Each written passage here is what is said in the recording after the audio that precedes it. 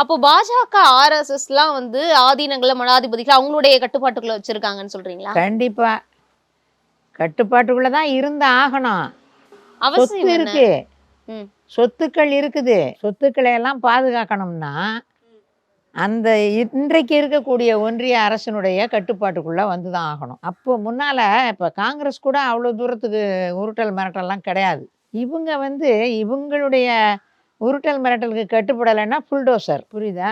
அதனால இவங்க அந்த கட்டுப்பாட்டுக்குள்ள இருந்து தான் ஆகணும், வேற வழியே கிடையாது. அப்போ ஆர்எஸ்எஸ், பாஜகவுடைய அழுத்தங்களுக்கு ஆட்பட்டு ஆதீனங்களுடைய சொத்துக்களை காப்பாத்திக்கிறதுக்காக ஒரு சாதி ஆதிக்கம் இல்லைன்னா மதவாதமான பேச்சுக்களை வந்து முன்வைக்கிறாங்கன்னு எடுத்துக்கிறதா இது நம்ம? கண்டிப்பா வேற ஒண்ணுமே கிடையாது. அவர்கள் சுயமாலாம் ஒன்றும் செய்யறது கிடையாது.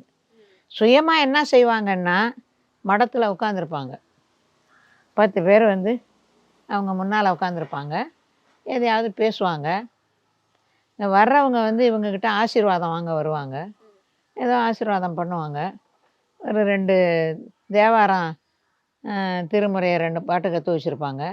அதில் எதையோ அரையும் குறையுமா பாடுவாங்க. அவர்களுக்கு தெரிந்தது. அவர்கள் சுயமாக செய்யக்கூடியது இவ்வளவுதான்.